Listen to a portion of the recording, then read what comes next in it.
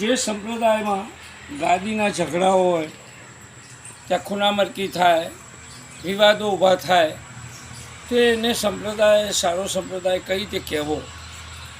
માનો કે સારા સાધુઓ હોય એમાં, પણ કેવા ઘણા ગાંઠ્યા હોય, આંગળીના વેઢે ઘણા એટલા જ હોઈ શકે.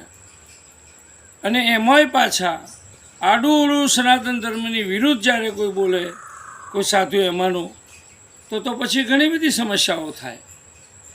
અને સનાતન સાધુઓની સાથે જો ઓરમાયું વર્તન આ લોકો કરતા હોય, રૂપિયાના જોડે દોડતા હોય, કેટલાક પેટન્ટ જે એમના ભક્તો હોય, અને અંદર ભક્તોમાં પણ જો ઝઘડા પેસતા હોય, તો સ્વામિનારાયણની ઘોર આ લોકો પોતે જ ખોદતા હોય છે. અને એમાં પણ સનાતન ધર્મની વિરુદ્ધ જો કોમ્પિટિશન કરે, અને એમાં સનાતન દેવો અને દેવીઓને સંતોને જો નીચે પાડવાની વાત થતી હોય, અને એવો પ્રયત્ન થતો હોય જાણે અજાણે એ લોકો તરફથી, તો ચોક્કસ આ ધર્મના માટે ખતરો છે.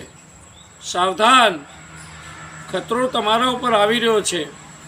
માટે સ્વામિનારાયણના સંતોને, સારા સંતોને કરબદ્ધ પ્રાર્થના, ગંદા રાજકારણથી દૂર રહી, સનાતન ધર્મની સાથે રહી, તમારી શિક્ષાપત્રી, વચનામૃત, સંતોની પૂજા, સંતોનો પ્રેમ, પૂજા બધું કેળવો, એની અમારી ના નથી.